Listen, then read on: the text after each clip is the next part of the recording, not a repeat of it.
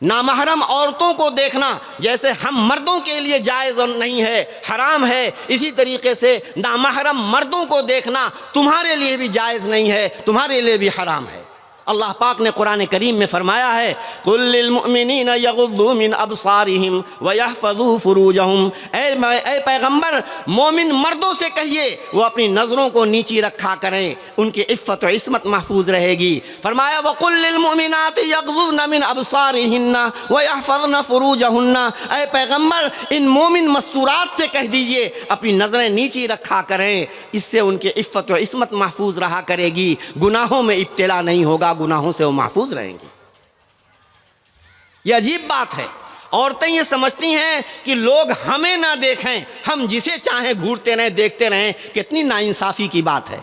जो शैतान हमारे साथ लगा हुआ है वो शैतान तुम्हारे साथ भी लगा हुआ है। उसी को एक शायर ने क्या खूब कहा था, पलटकर मजहरी ने एक नज़र देखा तो मुजरिम है, पलटकर मजहरी ने एक नज़र देखा तो मुजरिम है, और तुम्हें हक़ है कि तुम झांका करो शायर को चिलमन से।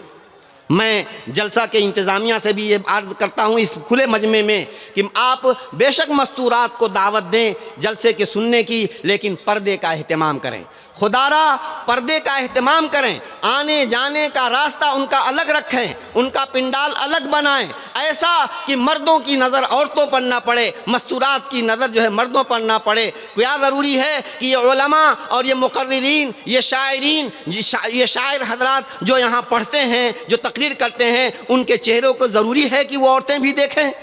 ये खुद यानी हमारा ये जलसा भी खुद इस्लाह मुआशरा का जुज़ में से एक ये है कि इस जलसे की भी इस्लाह होने की ज़रूरत है। सिर्फ मजमा इकट्ठा कर देना कोई कमाल की बात नहीं है। मजमा को इकट्ठा करके उसका कंट्रोल करना और उसमें किसी भी तरह की शरअन और अखलाकन किसी भी तरह की कोई बेअतदाली न होने पाए, ये उलमाए किराम की जिम्मेदारी है, जलसा कराने वालों की जिम्मेदारी है। इसलिए इस तरह के जलसों की वजह से खुदा न खास्ता अगर कोई बेअतदाली होती है या शरअन या अखलाकी एतबार से कोई गलत बात होती है तो जाहिर है कि उसका वबाल हमारे ऊपर आएगा, क्योंकि हमने ये मौका अता किया है, हमने ये मौका फराहम किया है।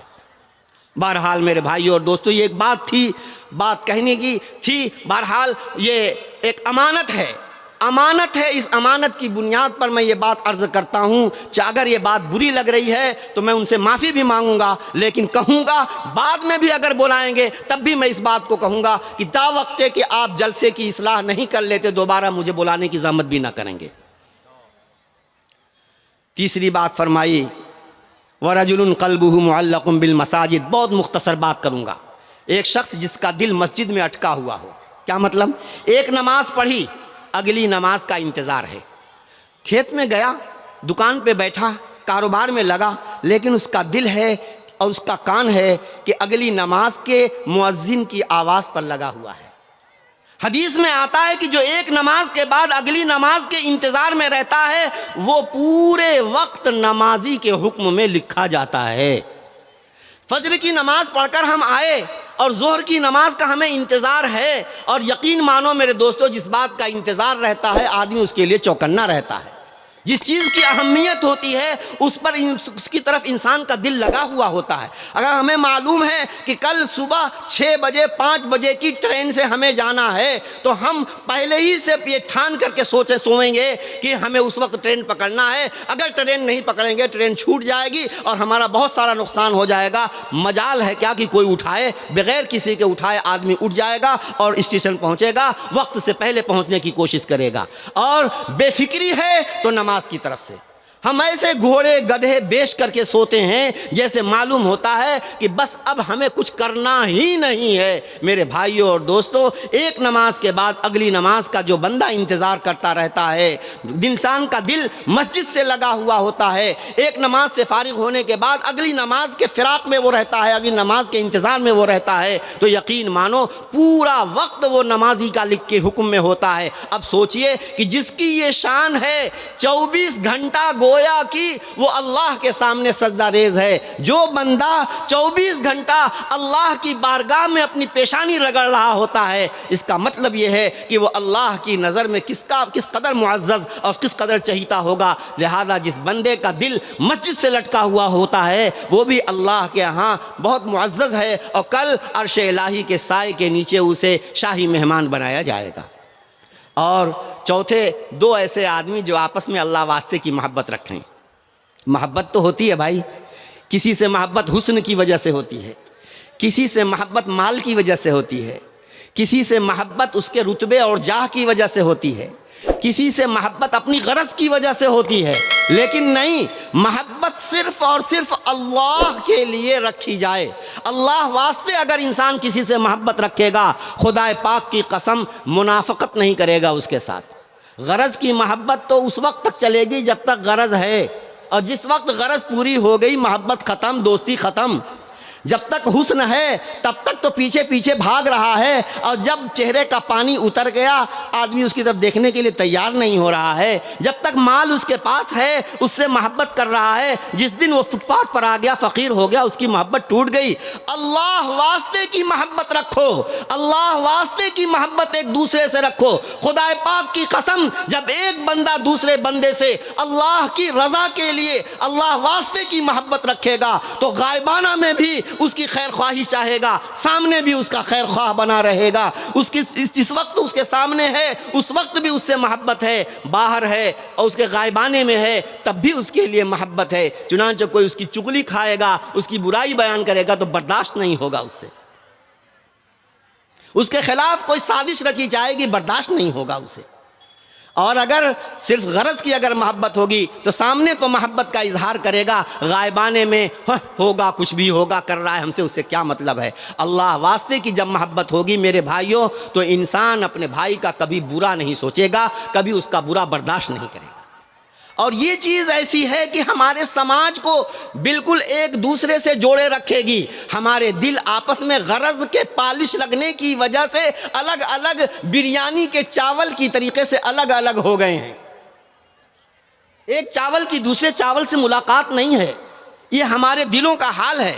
नमाज पढ़ते हुए होते हैं लेकिन उसके बावजूद भी हम आपस में मोहब्बत नहीं होती। हालांकि नमाज बाजमात की हिकमत और मसलियत यही है कि महल्ले वालों में आपस में उल्फत और मोहब्बत और जोड़ बाकी रहे, इसीलिए जमात के साथ नमाज पढ़ाई जा रही है और भी उसकी बहुत सारे फ़वाइद हैं। तो मेरे दोस्तों, अल्लाह वास्ते की जो बंदे एक दूसरे बंदे से मोहब्बत रखेंगे तो यकीन मानो कि वो अपनी तमाम तर अगराज और अपनी तमाम तर फासिद नीयतों से बेपरवाह हो करके सिर्फ़ और सिर्फ अल्लाह की रज़ा उनके पेश नज़र है। ऐसे दोनों दोस्तों को कहा जाएगा कि चलो तुम कल अर्श इलाही के साए में तुमको जगह दी जाएगी, तुम्हें कोई परेशानी नहीं होगी। अव्वलीन व आखिरीन के मजमे में जो सब लोग बिल्कुल पसीने से शराबोर हैं, तुम तो ठाठ से एसी के साए में ठंडी ठंडी हवाओं में मजे लो।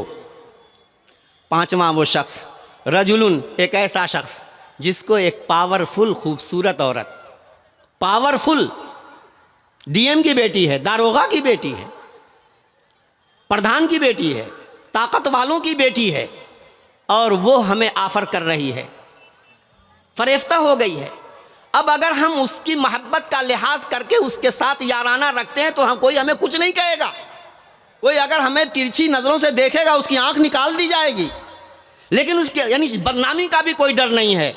एक तरफ हुस्न है, दूसरी तरफ मोहब्बत यानी ताकत और पावर है, और कोई ख़तरा नहीं है। उसके बावजूद अल्लाह के डर की वजह से बंदा अपने आप की अपनी इफ़्फ़त व इस्मत को बचा लेता है। बहुत बड़ा मुजाहदा, बहुत बड़ा कारनामा उसने अंजाम दिया है। कल क़यामत के दिन उसको भी अर्श इलाही के साए में जगह दी जाएगी।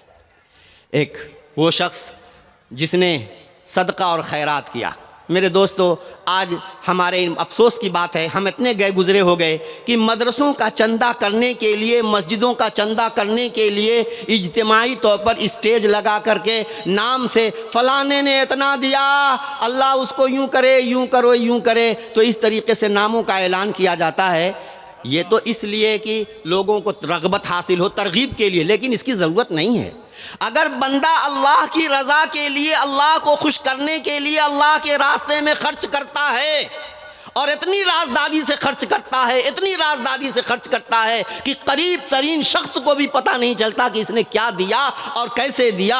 हत्ता कि फरमाया गया कि दाहिने हाथ से आदमी दे तो बाएं हाथ को भी खबर ना हो। राजदारी के साथ जो खर्च किया जाएगा, राजदारी के साथ जो सदका किया जाएगा अल्लाह के रास्ते में और खल्क़े खुदा की खिदमत में, राजदाराना तौर पर बग़ैर नामो नमूद और रिया के जो खर्च किया जाएगा, अल्लाह उसको इतना पसंद करते हैं। वो थोड़ा भी होता है तो वो अल्लाह की नज़र में बहुत बड़ा होता है।